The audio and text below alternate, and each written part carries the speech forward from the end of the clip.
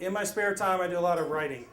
And my hero, writing of fiction, my hero as a writer is a guy named Edward Billingsley. And you guys probably don't know him, and there's a reason for that. He is a minor character in an obscure short story by Mark Twain. And he's my hero because of this. And this story excerpts from the adventures of Captain Stormfeld in heaven, right? This character is visiting heaven, and during the middle of his tour, a parade breaks out. And in the parade is all the greatest writers who ever lived, and they walk by one at a time. And the character, Captain Stormfield, notices over time that he's starting to recognize these writers, and they're getting more and more famous. And as the parade gets near the end, he sees the great poet Ovid and William Shakespeare dropping roses at the feet of the last guy in the parade. And he doesn't recognize the last guy in the parade. He says to his host, he said, "Who is that guy?" He said, "He's Edward Billingsley." He said, "I never heard of him." He said, "That's because he never published anything while he was alive," right? This guy's my hero. And when I do a lot of writing for me, right, and I never thought about getting anything published. But one time I went to a writing group. Actually, I hadn't planned on going, but my wife showed me a piece of paper where back when the Brandywine Valley Writers Association was first starting up, she said, "You ought to go to this." And at first I thought, wow, she's really supportive. This is great. And over time I realized we had just watched The Shining, and she's afraid I was going to end up like Jack Nicholson sitting behind my keyboard all the time. She didn't want that to happen, so she wanted me to get out of the house and be around other writers some. So I went, I had a really good time, and someone at this meeting I was at said, Philadelphia Stories is looking to get, they're looking for submissions. And I had never even thought about it. It wasn't that I was afraid of it. It wasn't that I was anything. I just never thought about submitting an individual story. So I decided I was going to do that. And the first thing I submitted got published. I'm thinking, this is easy, right? This is cool, right? The second thing I submitted got published, and I got paid $15. Right? This is amazing to me. The third thing I submitted got published. They asked if they could record it as a podcast, and they paid me $30. And I'm thinking, Edward Billings is a schmuck, right? I did the exponential on this. I doubled my page time.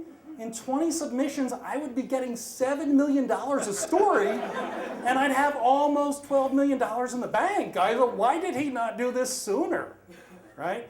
So I stretched a little bit, and I learned about rejection letters. And they can come with great frequency if you let them. I went to a publishing conference a couple years back, and a guy I hadn't met, he and I were eating breakfast waiting for the day to start. And we had this great conversation. I hate to crush any aspiring fiction writers out here, about really good rejection letters. And he actually knew every major publication in the country and what their form rejection letter or letters looked like. And I thought, boy, this is depressing, right? And I started to realize, I went back to Edward Billings, he wasn't really a schmuck. He wrote what he wanted to write because he wanted to write, right? And that should be enough. So I was happy at that, thinking of that. And there's one submission that has published me probably 5 or 6 times over the years. It's called The First Line. And it comes out quarterly, and they write the first line of the story, and you got to build a story around it. And I love writing to a prompt like that. It's a lot of fun.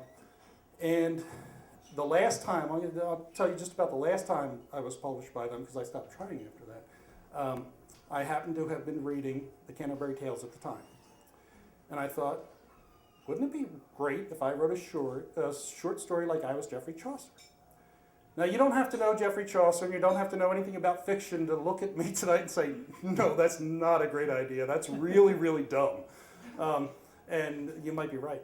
But I did, and I wrote that way. And this guy who had published me and given me some good editorial feedback through the years, the day the submissions closed, the next day, sent me an email saying, holy crap, that's funny. I can't wait to publish this. And here's a guy who's very professional with me in all the times I've dealt with him in the past.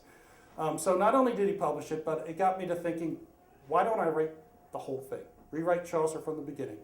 And that, too, was probably a really bad idea, but I spent the next 2 years of my life doing that and trying to edit that. And the first I got out of that was my first novel-length manuscript, right? I also got my first pair of bifocals because I kept going from the computer to the manuscript to the tiny little rhyming dictionary when I had to find a better rhyme than the one I had already. But I wish tonight I had a better ending for this story, but the ending I have for now is the best rejection letter I've ever gotten in my life, right? They told me 3 people at the publishing house had read it, and I came this close, and someone's going to publish it. But what I'd like to do at some future date is to get the last word on first by getting up here to tell a story that starts with how I got my first publishing contract. Thank you. Very good.